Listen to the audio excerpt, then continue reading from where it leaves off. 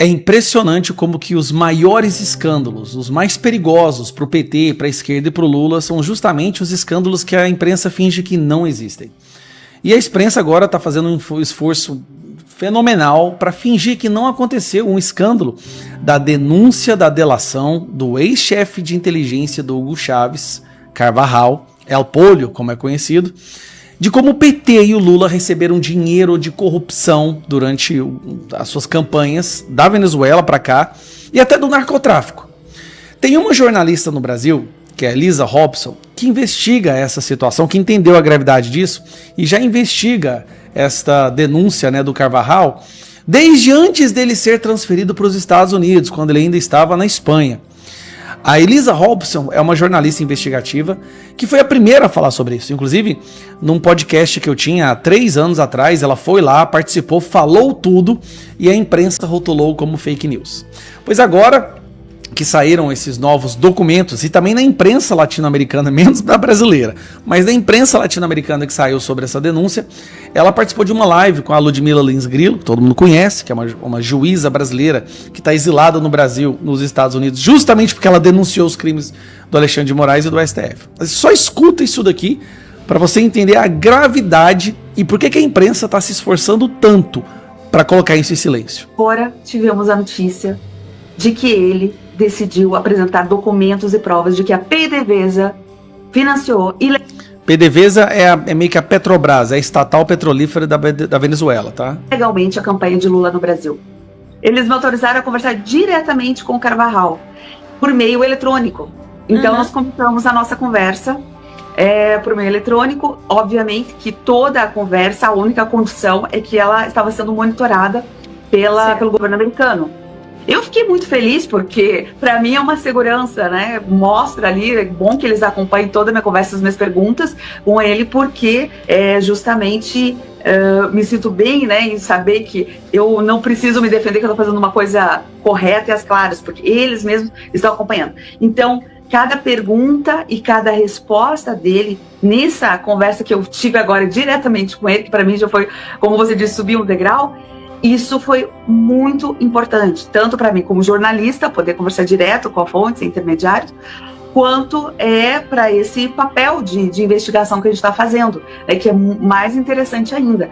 E aí nós começamos a nossa conversa. A primeira boa surpresa que eu tive foi que ele começou a conversa falando que era um prazer voltar a conversar comigo, que ele lembra-se de tudo o que foi naquele episódio lá de Madrid, né, de 2022, e que ele estava muito interessado em colaborar agora com essa minha nova investida, né, para que pudéssemos obter mais informações.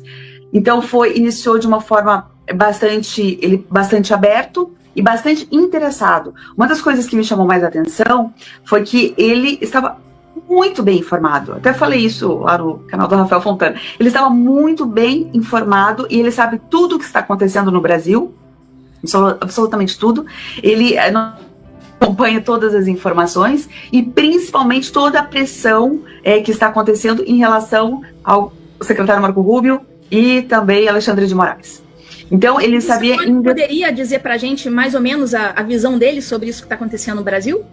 Sim, eu perguntei, né, foi aprofundando a conversa e eu queria entender também essa percepção dele, né, o que ele estava achando.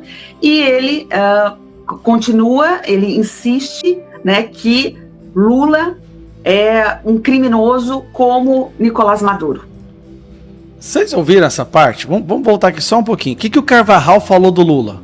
É um criminoso como Nicolás Maduro. Ele insiste, né, que Lula é um criminoso como Nicolás Maduro. Esse aí, que falou que o Lula é um criminoso como Nicolás Maduro, é o Carvajal, que está condenado a 20 anos de prisão por narcotráfico, narcoterrorismo. Era o braço direito do Hugo Chávez e foi responsável por mandar dinheiro de corrupção da Venezuela para partidos e líderes de esquerda e da extrema esquerda na América Latina. A Venezuela, através da corrupção e do narcotráfico, ajudou a eleger os principais nomes da esquerda na América Latina. Dentre os nomes estão Lula, Kirchner, tá lá Gustavo Petro, vários outros, né, Evo Morales. Mas ele fala que Lula é tão criminoso quanto Maduro. E tem uma coisa, ele tem provas. Ele diz que tudo que ele tá falando ele consegue provar. Você imagina uma coisa dessa, cara? Se fosse com Bolsonaro um negócio desse, o Brasil tinha a imprensa brasileira tinha parado, tá? Com o Lula, nada. Jornal Nacional não fala nada. Fantástico, não fala nada. Eu não vi uma matéria no Estadão nem na Folha de São Paulo. Só que o cara tá na justiça, tá preso nos Estados Unidos e o Departamento de Justiça dos Estados Unidos está tendo acesso a essas informações e vão usar isso para mais sanções contra o Lula. Agora você imagina uma Magnitsky contra o Lula. Cara, esse povo não tá entendendo. Todos os crimes dessa facção criminosa chamada PT virão à tona e eles serão responsabilizados por tudo que eles fizeram. Não pela justiça brasileira, infelizmente. Quem sabe um dia, né? Por enquanto, vai ser pela justiça dos Estados Unidos. Obrigado por nos acompanhar. Se você gosta do nosso conteúdo e quer nos ajudar a continuar trazendo informação de qualidade, apoie o canal com qualquer valor através do QR Code. Não esqueça, curta, comente e compartilhe nossos vídeos. Isso faz toda a diferença.